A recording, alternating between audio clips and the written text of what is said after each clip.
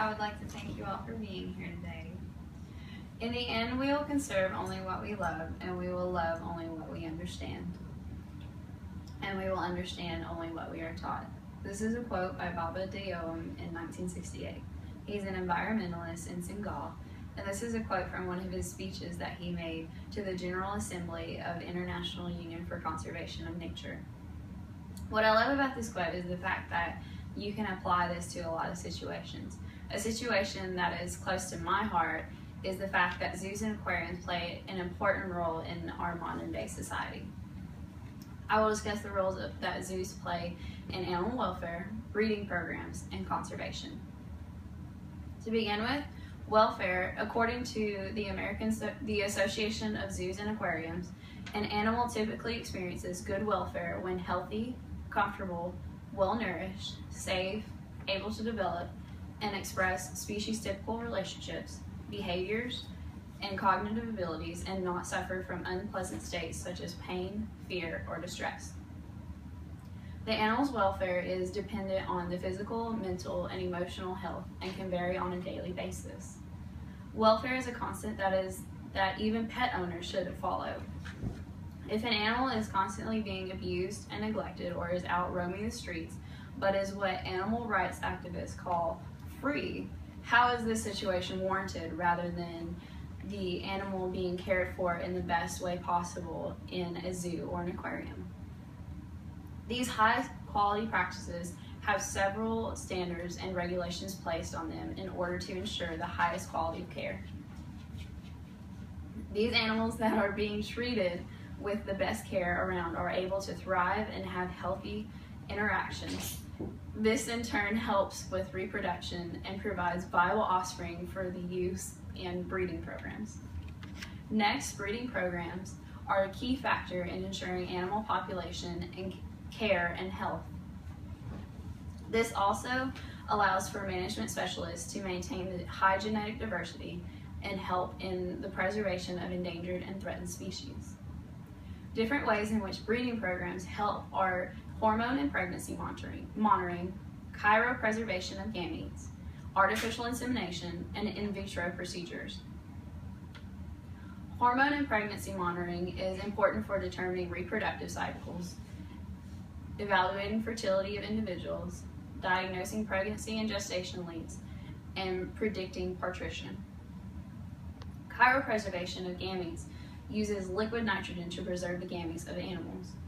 And this is not as refined as it is with humans, but is being improved upon daily. Artificial insemination is a straightforward opportunity for increasing genetic diversity with animals that have even been behaviorally conditioned to participate in these procedures. In vitro is utilized in animals that are endangered because the male often causes harmful and detrimental injuries to the female during normal mating behaviors. These breeding programs are ways to store gametes and have them available to contribute to endangered populations. These techniques are still being improved upon, but are essential and necessary tool for maintaining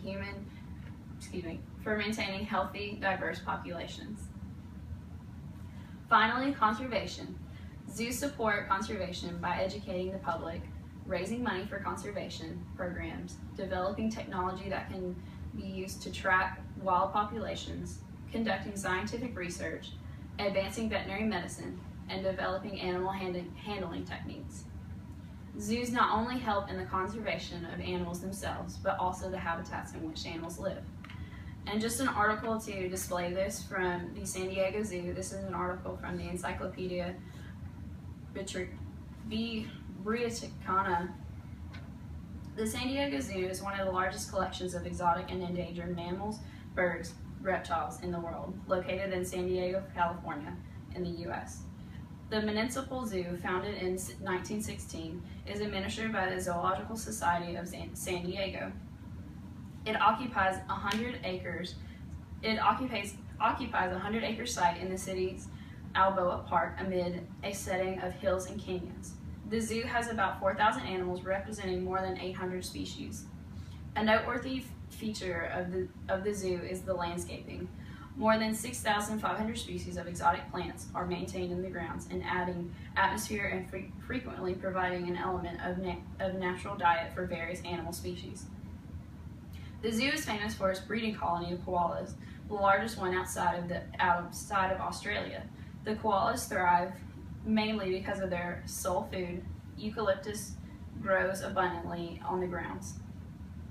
The zoo also maintains successful breeding groups of gorillas, tigers, giraffes, hippopotamus, and bonobos, Galapagos tortoises, and a wide variety of other animals. Its many notable exhibits include walk-through tropical rainforests, aviaries, a children's zoo, a polar bear exhibit with a chilled pool, an Asian river environment featuring tigers, gorillas, Malaysian sun bears, and simulated natural habitats. The zoo is renowned for its endangered species breeding programs and conservation efforts. The Department of Conservation and Research for Endangered Species conducts research with such animals as pandas, tree kangaroos, clouded leopards, gavinals, meerkats, and Tasmanian devils. The frozen zoo contains frozen specimens of tissues and genetic material that are used for research on breeding of endangered species.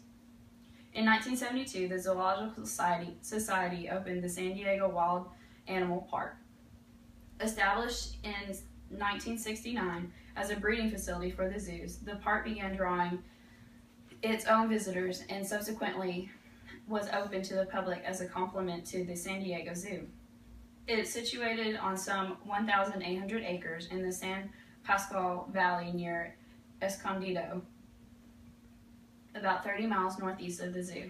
Its more than 3,200 animals represent some 400 species and roam in groups through huge habitats that are similar to their native African and Asian habitats. Staff members conduct research on species including cheetahs, California condors, rhinoceroses, and sandbars, which is a type of Asian deer. Among the park's highlights are an exhibit of endangered North American species, including the California condor and the black-footed ferret, a 32-acre African safari walk featuring giraffes and rhinoceroses, a monorail ride through various African and Asian habitats, and an area where lorikeets, a kind of parrot, can be fed by hand. The park's rare animals include the Arabian oryx, addax, Persuasive horses, and okapi. Zoos integrate several plant species and other indigenous wildlife into a particular exhibit in order to display the natural habitat and the species in which they would live. Zoos also offer money to many researchers in order to get a better understanding of these animals and their natural habitat and their behaviors there. The information is invaluable to the preservation of their species. In conclusion, zoos will still stand as an important part of conservation in the maintenance of many species of plant life and animal life. Zoos contribute to the welfare of animals, breeding programs to maintain populations, and efforts to protect God's amazing creatures. If we do not utilize the education and information that zoos and aquariums provide for maintaining these populations, we could lose them forever.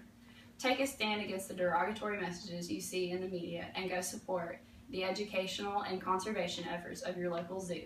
You never know what animal you are helping. Thank you.